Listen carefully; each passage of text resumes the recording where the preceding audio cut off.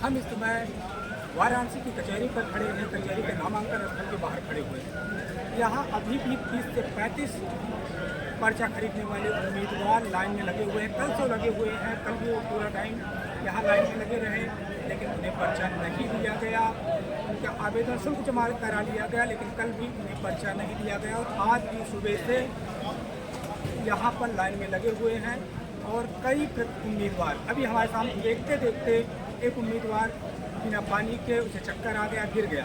तो ये स्थिति है वाराणसी की, जहाँ एक तरफ इतनी बैरिकेडिंग की गई हुई है तो सिर्फ प्रधानमंत्री नरेंद्र मोदी को सुरक्षित पर्चा दिलाने के लिए, उनके नामांकन के लिए सारी तैयारियां की गई हैं। लेकिन आम जो प्रत्याशी हैं, आम प्रत्याशियों की खोज खबर लेने वाला कोई नहीं है। उन्हें केवल परेशान किया जा रहा है, उन्हें धक्के मार करके बाहर निकाला जा रहा है। ये स्थितियाँ हैं वाराणसी के नामांकन स्थल की। पर्चा खरीदने वाले उम्मीदवारों को कोई तवज्जो नहीं दी जा रही है। वो बिना लड़े ही उनको पराजित करने की पूरी मंशा सरकार की दिख रही है। मैं मानवीय भारत पार्टी का राष्ट्रीय अध्यक्ष हूँ। हमारे प्रत्याशी डॉक्टर हेमंत यादव यहाँ 3 दिन से आ रहे हैं। आज भी मैं नहीं आया, जाइए फार्म मिल जाएगा। बल्कि मैं इनको ही कहता रहा, आप इतने पढ़े लिखे, फार्म क्यों नहीं मिला।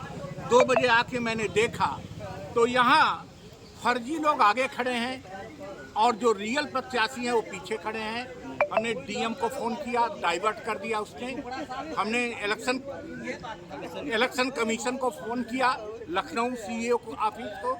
उन्होंने कहा सर वेट करिए, मिल जाएगा, हम ऑर्डर दे रहे हैं। दोनों को मैसेज किया, कोई रिस्पांस नहीं आया। और मेरा बस एक ही कहना है, हमको किसी से बात नहीं करना है। जो जेन्युइन लोग हैं उनको एप्लीकेशन फार्म दें, हम चले जाएं। और जगह नहीं देंगे तो हम यहाँ सोए हैं, सुबह 10 बजे वहाँ सो जाएंगे। सबसे आगे लाइन में रहेंगे, हमको देना पड़ेगा। हम कहाँ गए? यह निकम्मा प्रधानमंत्री इस चक्कर में है कि मैं निर्विरोध चुना जाऊं और पूरे विश्व में डंका बजे कि मोदी से पॉपुलर कोई नहीं है और कुछ हो नहीं सकता। अच्छा। और कोई लोकतंत्र की हत्या किस लिए की जा रही है? जौनपुर से आए हुए हैं, यशवंत गुप्ता हमारा नाम है। आप चुनाव लड़ना चाह रहे हैं? जी, यहाँ चुनाव लड़ने के लिए आए हैं। और हमको जो है कल का जो है वो मिला, क्या कहते हैं कि चालान फार्म दिया गया, जिसको मैं जमा करके जो है इस समय रखा हूँ और आपको दिखाई भी देता हूँ। चालान फार्म सबको जो है नामांकन फार्म जो है मिलना चाहिए। यहाँ से नामांकन फार्म मिला तो मैं यहाँ फिर अपना नामांकन करूँ। आप भी कैंडिडेट हैं, तो आपको क्यों नहीं फार्म मिला? इसी चालान फार्म के साथ नामांकन फार्म क्यों नहीं मिला? ये जो है चालान फार्म के साथ नामांकन फार्म नहीं दे रहे, बताए कि ना चालान फार्म भर के आइए तब हम आपको देते हैं। तो हमने कहा ऐसा क्यों? तो उन्होंने कहा देखिए बहुत से लोग फार्म लेकर चले जाएंगे, तो क्या फर्क पड़ जाएगा, चले जाएंगे। हाँ, तो इस नाते उन्होंने हमको केवल चालान फार्म दिया, वेबसाइट पर दिया, जो है फिर से लाइन में लगवा दिया। और आज जो है यहाँ भारतीय जनता पार्टी के कम से कम 12-14 जो है लोग पहले आगे जो है चंदन लगा खड़े हुए थे। यहाँ तक कि अन्य लोगों से झगड़ा भी कर लेते थे, मार भी करने को तैयार हो जाते थे। और इसके अलावा जो सबसे बड़ी बात थी कि यहाँ का जो है डोर से कोई व्यक्ति अंदर गया नहीं। मतलब दो एक जो है वही भाजपा जाते थे, लोग जाके वहीं बैठते थे बरामदे में। ऐसा नहीं दिखा कि 10-20 लोग यहाँ फार्म दिए हों। इस चीज़ को बिल्कुल रोका गया है। और यह लोकतंत्र की हत्या करने का जो है बनारस के निर्वाचन क्षेत्र में यह शासन का या जिला निर्वाचन अधिकारी, निर्वाचन विभाग का पूरा प्रयास है कि यहाँ जो है कोई प्रत्याशी मोदी के सामने चुनाव न लड़े। आप कहाँ से आए हैं? इलाहाबाद से। क्या नाम है आपका? रोहित जायसवाल। आपको पर्चा क्यों नहीं मिला? नहीं मिला तो मैं कल सुबह 7 बजे से लगाऊं। तो आपको क्या लग रहा है कि पर्चा क्यों नहीं मिल रहा है? तानाशाही है, तानाशाही है। 3 दिन से मैं लड़ रहा हूं। हाँ, इनका मैं मध्य प्रदेश के सतना जिला का त्रिभुवन खान। मैं 7 तारीख को चालान ले लिया, भिजवा चालान स्टेट बैंक मुख्य शाखा वाराणसी से बनाया। आया, बोले कल आना, एक संयम कर गया। कल आए, पूरा दिन हम चालान लिए खड़े रहे। यहाँ बीजेपी के लोग लोकल हैं कि बाहर के हैं, बीजेपी के गुंडों के द्वारा बहाना बनाकर फार्म लेने का लाइन लगा ली जाती है। और ये आरओ कार्यालय, निर्वाचन कार्यालय को किडनैप किए हैं। अभी तक हमने देखा था पोलिंग बूथ कैप्चर होते, किंतु 2024 में निर्वाचन कार्यालय कैप्चर हैं बीजेपी के गुंडों द्वारा, अपराधियों द्वारा। वो कुछ लोगों को धमकी भी देते हैं, कुछों के कागज फाड़ देते हैं, जो आवश्यक है चुनाव के लिए। मैं आता बनारस की जनता जनार्दन से, अधिवक्ता बंधुओं से निवेदन करता हूँ, साथ में देश की जनता से निवेदन करता हूँ, लोकतंत्र बचाने के लिए, संविधान बचाने के लिए, नागरिकों के अधिकार बचाने के लिए आप सबसे निवेदन है। अब अगले चौथा चरण, पांचवा चरण, छठवां चरण, सातवां चरण में बीजेपी को वोट न दीजिए बंधु, नहीं आपका देश कैप्चर हो जाएगा पूरा। आप कहाँ से मैं हैं? छतरपुर जिला मध्य प्रदेश से छतरपुर जिला का आया हूँ। वो मैंने 7 तारीख को मैंने यहाँ से फार्म दिया, बॉन्ड फार्म दिया। मैं आज स्टेट बैंक में गया तो मैं बॉन्ड भर रहा था। ये है भाजपा के नेता, इसने मेरा स्टेट बैंक में फार्म ले लिया और फार्म लेकर के मुझे इससे जबरदस्ती कह रहे पैसा दो, मैं अकाउंट पे पैसा दूंगा। फार्म लेकर के ये भाग गया मेरा। आपको फार्म ले भाग गया? हाँ, फार्म इस तरह की साजिश करने वाले 25,000 वाला बॉन्ड लेके भाग गया। बॉन्ड भर करके मैं जमा करने थे 25,000। ये है भाजपा का नेता, भाजपा का नेता की माँ। इनकी अरेस्टिंग होनी चाहिए तुरंत, ये भाजपा का नेता, इसने मुझे दिया आश्वासन दिया कि 25,000 रुपया देती, मैं नहीं दूंगा, मैं दूंगा अकाउंट पे। वो खुद स्टेट बैंक के अंदर मैंने पुलिस को बताया कि भाजपा के वहाँ से कैमरे से रिकॉर्ड निकलवाए FIR नहीं करवाए? अभी नहीं है FIR हुआ नहीं, बिचार थाने गया था, हाँ, हमारे साथ पुलिस गया को था। किया है, पुलिस को बताया हमें, पुलिस में मेरा नाम लिखा है। तो मेरा कोई सुनाई नहीं आपका हुई। चालान जमा हो गया था? नहीं, चालान जमा के लिए बहाने से उसने कि मैं चालान जमा कर चालान दूं। वाला ले लिया आपका? हाँ, चालान वाला फार्म ले लिया। अब चालान वाले फार्म यह लोकतंत्र के साथ एक आप कहाँ से आए हैं? मैं देवभूमि उत्तराखंड के बागेश्वर जो है मार्कंडेय भूमि से आता हूँ। आप भी मैं प्रत्याशी हैं? जी, मैं भी प्रत्याशी हूँ। क्या नाम है? महिपाल सिंह हाँ, राफौड़ी। आप कब के आए हैं? मैं जो है कल से आया हुआ हूँ और मैं पूरे भारत के अंदर में सबसे पहले उत्तराखंड के अंदर में, उत्तराखंड में जो है एक देश एक विधान एक संविधान में मुझे बहुरूपिया संविधान और मनोवाद दिख रहा है, स्पष्ट मनोवाद है। अगर इस मनोवाद को अगर हमने नहीं रोका और इस मनोवाद को अगर हमने यहाँ पर से आंदोलन से तूल नहीं दी तो हमारे आने वाला वक्त भी, हमारे बच्चों का वक्त भी छिन जाएगा। भाइयों बहनों, इस 77 लोकसभा सामान्य निर्वाचन क्षेत्र से जो कि हमारे माननीय प्रधानमंत्री मोदी जी आते हैं, जिन्हें विश्व के अंदर में इतना बड़ा नाम बना दिया कि आज ये लोकतंत्र की हत्या मुझे सरेआम नजर आ रही है। यह कहते हुए मुझे कोई संदेह नहीं है और कोई खेद नहीं है। हम भी जो है राष्ट्रभक्त हैं, राष्ट्र के प्रेमी हैं, सरहदों के रखवाले हैं, लेकिन हमने ऐसा लूट तंत्र कभी देखा नहीं। यहाँ पर जिलाधिकारी महोदय हमको जो है रोकने का प्रयास करके जो है यहाँ अपने लोगों को बिठा करके हमको इंतजारी कराया गया।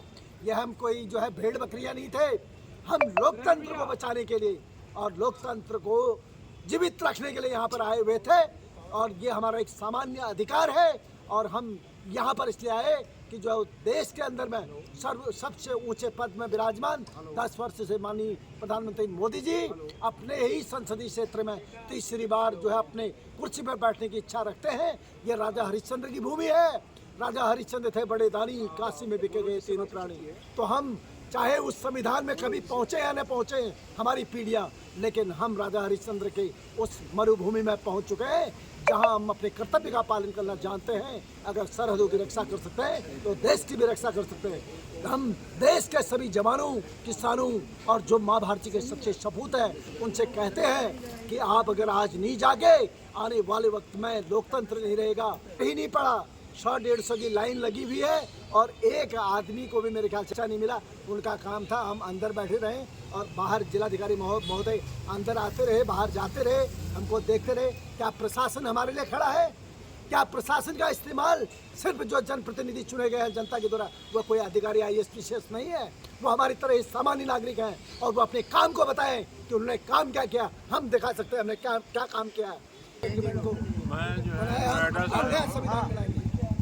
नोएडा से आया हूँ। किसी पार्टी से हैं? हाँ, सुहेल देव पार्टी से। अच्छा। तो मैं 14 में लड़ा था, 19 में आया था, 19 में भी जो है यहाँ पर पर्चा दाखिल किया था। ये दरअसल क्या है कि पहले से अधिकारी वगैरह काम नहीं करते थे। ये जब से मोदी जी आए हैं या जो बीजेपी आई है, तब से अधिकारी लोग जो है और भी काम करना बंद कर दिए हैं। ये भ्रष्टाचार का जो है पराकाष्ठा है। ये कोई काम करके ये लोग राजी नहीं है। यहाँ पे जो है लोकतंत्र की बात करते हैं, लोकतंत्र की हत्या हो चुकी है। ये बड़ी अच्छी बातें करते हैं, मोदी जी ये करूँगा वो करूँगा, कुछ नहीं करेंगे। इन्होंने देश का बिल्कुल सत्यानाश कर दिया है। ये वोट पाने के लिए न जाने क्या क्या कर देंगे। यहाँ पे इनको कायदे से एक सरलीकरण करना चाहिए। मैंने जो है पहले लिखा कि भाई आप जो है इसको जो है ऑनलाइन करिए। इन्होंने ऑनलाइन किया, हमारे लिखने से किया, लेकिन उसके बाद भी जो है ऑनलाइन का कोई भी मतलब कि महत्व नहीं निकला। कायदे से इनको पर्चा बाहर रखना चाहिए, फार्म बाहर रखना चाहिए। लोग आए फार्म लें और उसको जमा करा करके आ जाए, बाद में उसमें चेक करिए। और चेक मैंने अभी लिखा फिर कि भाई आप चेक क्यों कर रहे हैं और आपने उसको निरस्त क्यों करते हैं। आपके पास अधिकारी हैं, पढ़े लिखे हैं, अगर किसी आदमी ने कुछ लिखा उसमें कोई कमी है तो उसको पूरा करा करके भरवाइए। और सबको लड़ने का अधिकार है, उस अधिकार का जो है उनको जो है पालन करने दीजिए। और आप जो है लोग बैठे हुए हैं, चुनाव आयोग बनाए हुए हैं, इतना पैसा पा रहे हैं सरकार, वो भी जनता का पैसा है, लूट का पूरा पैसा है। पेट्रोल से लूट रहे हैं, हर चीज़ से आप लूट ही रहे हैं। चारों तरफ से पैसा लूट करके आप उस लूट के पैसा में आप तो लड़ेंगे लेकिन दूसरे को लड़ने नहीं देंगे। ये क्यों हो रहा? आप दूसरे को भी लड़ने दीजिए। उसमें जो है कोई हारता है कोई जीतता है, उसमें अगर आप बहुत अच्छे हैं, बहुत काबिल हैं, अगर मोदी जी आप बहुत अच्छे हैं, बीजेपी वाले बहुत अच्छे हैं, तो आप जीत जाएंगे। आपको किस बात का डर है? आप चाहते हैं बैलेट पेपर में जो है चुनाव ना हो, आप ईवीएम मशीन को और बड़ा बनाइए, ईवीएम मशीन और लाइए, लेकिन लोगों को लड़ने के अधिकार से वंचित मत करिए। जिस तरह का व्यवहार ये अधिकारी लोग करते हैं जनता के साथ, वो शायद हमारे ख्याल से अंग्रेज लोगों ने भी नहीं किया होगा। कुत्ते की तरह व्यवहार करते, कोई काम नहीं करते, कभी समय पे मिलते नहीं हैं। आज भी देखिए लोग जो है ना, ये पुलिस का जो है ले करके बल को उपयोग करके जनता को दबाने का काम हो रहा, महंगाई बढ़ रही है उसको छुपाने का काम हो रहा। तो ये काम बहुत बुरा है, इसको नहीं करना चाहिए। हर आदमी को अधिकार है लड़ने का, उसको लड़ने देना चाहिए। आप वोट तो लेना चाहते हैं, आप वोट लेने के लिए और दूसरे लोग को अगर पाने का अधिकार है तो उसको पाने नहीं देना चाहिए। अंदर है जिला सिवनी मध्य प्रदेश से आए हैं। कल से जो है हम लाइन पे लगे थे। कल जो है हमको अंदर कर दिया गया, पूरी फॉर्मेलिटी कंप्लीट कर दी गई, फॉर्मेलिटी पूरी कंप्लीट कर दी गई, रजिस्टर में पूरा कंप्लीट कर दिया गया और उसके बाद कुछ कमी बता के बाहर कर दिया गया कि। और उसके बाद जो अधिकारी महोदय श्री रविशंकर जी जो थे, जो नगर मजिस्ट्रेट हैं, उन्होंने कहा कि आपको जो है चालान की कापी किसी भी हालत हम दे के जाएंगे, लेकिन वो बाहर लिख ले और वापस चले गए। चालान काफी नहीं मिला चालान। ये प्रारूप में दिया श्रीमान जी, इसको विज्ञापन में लाइए।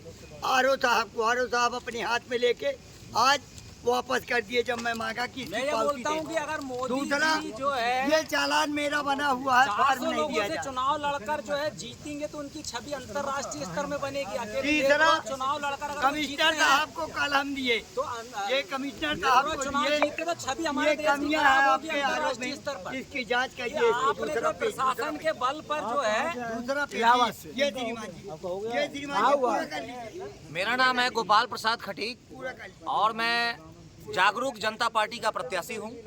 मैं सुबह 11 बजे से मैं लगातार यहां 3 बजे तक हूं, लेकिन मैंने ये देखा कि बीजेपी ने अपने गुंडों के द्वारा आकर के पूरा का पूरा इस कार्यालय को कब्जा कर लिया है और ये लोकतंत्र की पूरी हत्या हो चुकी है। और यहाँ पर ये दिखाया जा रहा है शासन प्रशासन कि हम काम कर रहे हैं, जबकि पूरा का पूरा ये काम को इतना स्लो कर दिया गया। जो काम आधे घंटे का था वो पूरा 4 घंटा बीतने के बाद भी कुछ भी काम नहीं हुआ और हम लोगों को फॉर्म नहीं मिला। एक मिनट, ऐसे ये कोई तरीका थोड़े हुआ। दूसरा बात ये है कि यहाँ अकॉर्डिंग टू रूल काम हो ही नहीं रहा। ईसीआई की गाइडलाइंस है कि आप सिंगल विंडो सिस्टम पर काम करेंगे, यानी एक तरफ आप पेमेंट एक्सेप्ट करेंगे और दूसरी तरफ जो है आप फॉर्म देंगे। ये अलग अलग इन्होंने क्या किया है कि एक देश में जब एक संविधान की बात मोदी जी करते हैं तो ये महाराष्ट्र में कोई और नियम है चुनाव आयोग का और यहाँ यूपी में कोई और नियम थोड़े हो सकता है। जब महाराष्ट्र में कैश पैसा जमा हो रहा है और फॉर्म दिया जा रहा है तो ऐसी व्यवस्था यहाँ क्यों नहीं हो सकती? तो इसके संदर्भ में ईसीआई को भी अपना बिल्कुल हस्तक्षेप करना चाहिए और उसके गाइडलाइंस को ओपन किया जाना चाहिए और इन अधिकारियों के ऊपर में सख्त से सख्त कार्रवाई होनी चाहिए, जिससे कि ये जनता को, पूरे देश की जनता को जानने का अधिकार है। मैं एक आरटीआई एक्टिविस्ट हूँ और 7000 से ऊपर आरटीआई फाइल कर चुका हूँ। इनको डर सबसे ज्यादा खतरा मुझसे है, क्योंकि मैं इनकी 10 साल की कारस्तानी को मैंने एक्सपोज किया है और हिंदुस्तान का कोई ऐसा अखबार नहीं है, कोई ऐसा चैनल नहीं है जिसने गोपाल प्रसाद आरटीआई एक्टिविस्ट को, उनके कारनामों को उजागर नहीं किया है। तो सबसे ज्यादा मोदी सरकार को खतरा गोपाल प्रसाद से है, उसकी आरटीआई से है। उसे पता है कि अगर इनको हमने स्वीकृति दे दिया तो इनको, ये हमारे को एक्सपोज कर देगा और उनको डर इस कदर समाया हुआ है कि उनका सुपड़ा साफ होने जा रहा है। ये हिंदुस्तान के इतिहास में और राजनीति में पहला बार ऐसा हो रहा है कि बीजेपी के नेताओं को, बीजेपी के प्रत्याशियों को विभिन्न राज्यों में खदेड़ खदेड़ कर भगाया जा रहा है। जनता इतनी आक्रोशित है कि इस बार इनको मजा चखाएगी। अब ये जो आज की जो घटना हुई है, ये भी विस्फोटक रूप से जब समाचार पत्रों में छपेगी, देश की जनता जब जानेगी, तब उसका आक्रोश बढ़ेगा और जनता तक मैसेज जाएगा। और उससे पहले हम पूरे देश के सारे एक्टिविस्टों को, सारे पत्रकारों को, सारे एनजीओ चलाने वाले को और सारे पॉलिटिकल पार्टीज को आह्वान करते हैं, देश की जागरूक जनता को मैं आह्वान करता हूं कि इनकी कारस्तानी की असली करतूतों को आप जाने और देखिए यहाँ पर ये पूरा जो जेन्युइन जमीन पर काम करने वाले जो पॉलिटिकल पार्टीज है, उसके जो लीडर्स हैं, वो यहाँ पर बैठे हुए हैं और उनके साथ इनजस्टिस हुआ है, लोकतंत्र की हत्या हुई है। और ये प्रधानमंत्री के संसदीय सीट में ऐसा हो रहा है। ये ऐसा इसलिए कर रहे हैं कि जिस तरह से इन्होंने चंडीगढ़ में मेयर के चुनाव में जिस तरह से इन्होंने अन्याय किया, अवैध काम किया, दूसरा उदाहरण सूरत में किया, वही सूरत और चंडीगढ़ का उदाहरण ये वाराणसी में प्रस्तुत करना चाहते हैं। तो इस तरह से इनकी गुंडागर्दी नहीं चलेगी और इनके अलोकतांत्रिक और अवैध सारे कारनामों को हम एक्सपोज करेंगे। इनके ही दस्तावेजों से और इनके ही कैमरा के रिकॉर्ड से हम पूरी के पूरी इनकी करप्शन को एक्सपोज करके दिखाएंगे। और मैं चुनाव आयोग के तमाम समस्त अधिकारियों से हाथ जोड़ के निवेदन करता हूं कि वो अकॉर्डिंग टू रूल काम करें और अकॉर्डिंग टू रूल काम करवाएं। ऐसा नहीं चलेगा कि वो डफर के रूप में, रबर स्टाम्प के रूप में मोदी की चमचागिरी करें और उनके इशारे पर चलेंगे अगर, तो उनको भी बख्शे नहीं जाएंगे। निश्चित रूप से कानून के दायरे में रह करके उनको काम करना है। अभी सुप्रीम कोर्ट भी जिंदा है, अभी राष्ट्रीय मानवाधिकार आयोग भी जिंदा है और उससे भी ऊपर देश का कानून के साथ साथ अंतर्राष्ट्रीय कानून भी है। तो निश्चित रूप से हम अगली लड़ाई लड़ने के लिए तैयार हैं। मैं देश के तमाम जांबाजों से, देश के तमाम एक्टिविस्टों से और देश के तमाम जागरूक जनता से अपील करते हैं कि मोदी जी की सच्चाइयों को आप जाने। ये जो दिखावा कुछ और कर रहे हैं, हर जोड़ जुल्म के टक्कर में संघर्ष हमारा नारा है। दूसरा मैं कहना चाहता हूं कि कैसे सुलझेगी हालात की गुत्थी लोगों, अहले दानिश ने बड़े सोच के उलझाई है। इन्होंने जानबूझ करके ऐसा मामला को उलझाया है कि ये हमारे को जस्टिस नहीं मिल सके। और ये निर्बाध रूप से, अभी भी मुझे पता चला एक साथी के द्वारा कि मुंबई के चैनल में लोग देख रहे हैं कि यहाँ कोई प्रत्याशी ही खड़ा नहीं है और वो निर्विरोध मैंने जीतने की ख्वाब पाल रहे हैं और गलत मैसेज दे रहे हैं। जबकि ये इस बात का गवाह है कि देखिए इतने सारे प्रत्याशी यहाँ खड़े हैं और उनको नॉमिनेशन का फॉर्म नहीं दिया गया। और यहाँ दो प्रक्रिया की जा रही है कि पहले चालान जमा करवाने के लिए फॉर्म देने का क्या प्रावधान है, ये अलग अलग फॉर्म देने का अलग अलग प्रावधान क्यों है, एक साथ दोनों क्यों नहीं दिया गया। और ये बहाना कर रहे हैं कि कोई लोग फॉर्म लेके चले जाएंगे। अरे फॉर्म लेके चले जाएंगे तो कौन सा अन्याय हो जाएगा, उससे क्या फर्क पड़ता है। सारा तो फॉर्म डाउनलोड भी किया जा सकता है। ये कह रहे हैं कि नहीं, डाउनलोड वाला फॉर्म नहीं चलेगा। ये नए नए कंडीशंस बता रहे हैं। तो चुनाव आयोग को निश्चित रूप से ये स्टेटमेंट देना चाहिए कि इसके संबंध में उनकी गाइडलाइंस क्या है। अगर आप डाउनलोड फॉर्म को नहीं मानते हैं तो आप अपने वेबसाइट पर उसका प्रावधान क्यों रखा है, ये बताना ही पड़ेगा आपको। और इस तरह का गुंडागर्दी और इस तरह का अवैध कारनामा बिल्कुल नहीं चलेगा। मैं इसके ऊपर में केंद्रीय चुनाव आयोग में भी और वाराणसी डीएम के कार्यालय में भी कल ही आरटीआई फाइल करूंगा और इनसे पूछूंगा कि आपका कैमरा रिकॉर्ड क्या कहता है और आपका जो एंट्री गेट पर जो दस्तावेज है जिसपे आपने एंट्री किया है जितने लोगों का आधार कार्ड और मोबाइल नंबर के साथ, उनकी दस्तावेज क्या कहती है और उसमें से कितने लोग भाग गए जो बीजेपी के डमी लोग थे और जानबूझ करके भीड़ खड़ा किए हुए थे जिससे कि जेन्युइन आदमी को न्याय नहीं मिल सके, उसको फॉर्म नहीं मिल सके।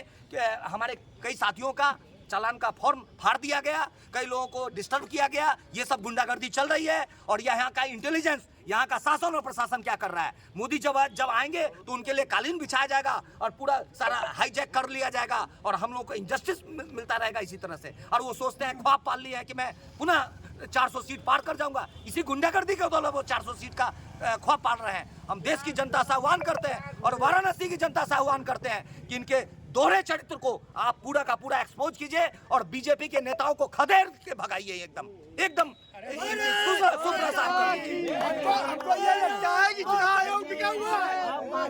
मैं मुंबई से हूँ, एडवोकेट राकेश राहुल, मैं अपक्ष हूँ। सर देख, मुंबई में अलग रूल है, देखो पैसे कैश भर सकते हैं मुंबई में, पता ही नहीं है यहाँ पे कैश लेते नहीं है, मुंबई में कैश लेते हैं, यहाँ पे कैश होता नहीं है। ऐसा क्यों? कायदा सेम होना चाहिए देश के अंदर, अलग अलग रूल क्यों? क्या बात कर रहे हैं? यहाँ पे एक वहाँ पे एक, सब सेम होना चाहिए। साफ बाकी से बात साफ कर दी है। बोला मैंने, देखो मैं मुंबई से राकेश राहुल हूँ, मैं एडवोकेट हूँ, मैं भी अपक्ष से खड़ा हूँ। मुंबई में रूल है, मुंबई में कैश ले सकते हैं और वो खुद कैश लेते हैं मुंबई में। यहाँ पे क्यों लेते कैश लेते? फिर यहाँ पे कैश लेना चाहिए मुंबई में भी, जैसे लेते हैं वैसा। कैश का तो प्रावधान है, लेते नहीं यहाँ पे। बैंक में जाओ अकाउंट ओपन को, ऐसा बहुत नाटक है, लॉन्ग प्रोसेस किया है यहाँ जानबूझ के। जब महाराष्ट्र में लिया जा सकता है तो यहाँ वाराणसी में क्यों नहीं लिया जा सकता? एक देश एक संविधान अगर है, चुनाव आयोग का प्रावधान ये दो रंग का क्यों है? That is the main issue. अलग अलग क्यों? ये अलग अलग क्यों है? ये सिंगल विंडो सिस्टम यहाँ क्यों नहीं हुआ? एक ही जगह पेमेंट एक्सेप्ट करने का प्रावधान क्यों नहीं रखा गया? इसका मतलब ये जानबूझ के साजिश किया जा रहा है, हरासमेंट करके लोग तबाह होकर के चले जाए और ये अपने आप को घोषित कर ले कि मैं निर्विरोध जीत रहा हूँ। तो ऐसा गुंडागर्दी नहीं चलेंगे, नहीं चलेगी, नहीं होने देंगे इस बार मनमानी।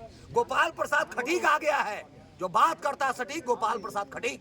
इनको हवा दिखाएंगे हम बढ़िया। सीतामढ़ी बिहार से है। आप भी कैंडिडेट हैं? हाँ, हम भी कैंडिडेट। आपको फार्म मिला? नहीं मिला, 10 बजे से यहाँ पर लाइन में लगे हुए हैं। रजिस्टर में भी एंट्री करवाया है। इसके बाद भी नॉमिनेशन फॉर्म के लिए पैसा जमा करना है तो नहीं करवाया है और 4 बजे यहाँ से डीएम साहब निकल गए। फार्म नहीं मिला? फार्म भी नहीं मिला। बेकार मतलब के भीड़ खड़ा किए हुए। यहाँ पर 2 रंग के सिस्टम है। यहाँ पूरे भारत में कानून एक होना चाहिए, लेकिन यहाँ अलग अलग कानून है। पहले पैसा दो, पहले पर्ची दो, पर्ची लेके जाओ तो फिर बैंक में पैसा जमा कराओ और फिर यहाँ पर देगा नॉमिनेशन फॉर्म। बताइए। नाम महेंद्र प्रताप गोंड है, मैं इंडियन डेमोक्रेटिक पार्टी के बिहाफ से आया हूँ। इनका कहना है डिजिटल इंडिया। आपको फार्म मिला? नामांकन नहीं, नामांकन लेने आया था, लाइन में लगा था, इन्होंने नामांकन फार्म नहीं दिया। क्यों? अब ये तो चुनाव आयोग बताएगा। इनका कहना है कि डिजिटल इंडिया। आप बताइए, जब हर विभाग में डिजिटल हो सकता है तो इलेक्शन कमीशन को डिजिटल फार्म, ऑनलाइन फार्म भरने की सुविधा देनी चाहिए थी, नहीं देनी चाहिए? जब हर फार्म ऑनलाइन हो रहा है और इन्होंने फार्म दिया नहीं। अच्छा, कारण ये है कि ये इनको लगता है कि अब यही एक देश में रहेंगे।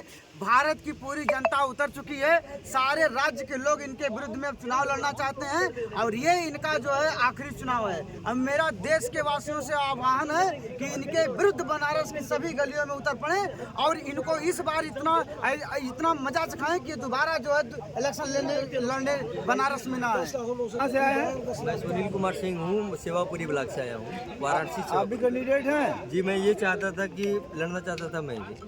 इसमें ऐसा था कि जो है फार्म मिला कि नहीं? नामांकन फार्म कुछ अभी नहीं मिला है। मेरा ये है कि जैसे कि सामान्य लोगों के लिए 25,000 रुपये है और SC/ST के लिए 12,500 है, तो दिव्यांगों के लिए भी तो आप कुछ सामान्य स्तर से रखते तो भी लड़ पाते थे। आप दिव्यांग हैं? हाँ, भैया बताइए, इलेक्शन कमीशन ने ये दृश्य जो नामांकन स्थल के हैं और यहाँ किस तरीके से उनके साथ जबरदस्ती की जा रही है, उन्हें परेशान किया जा रहा है, वो आप इस वीडियो में देखिए। धन्यवाद।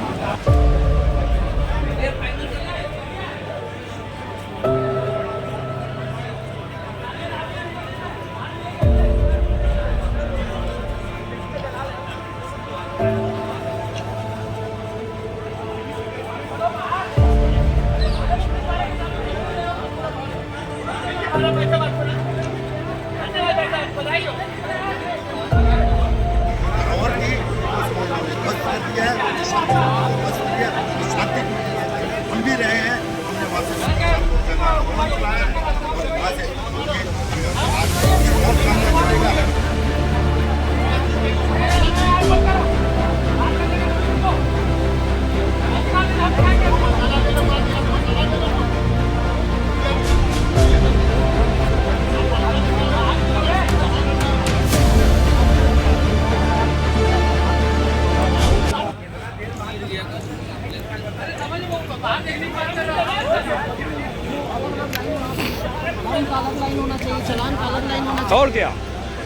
जानबूझ के डिले किया जा रहा है। बिल्कुल, आपने बिल्कुल सही सजेशन दिया। आप भी लगाइए। जी।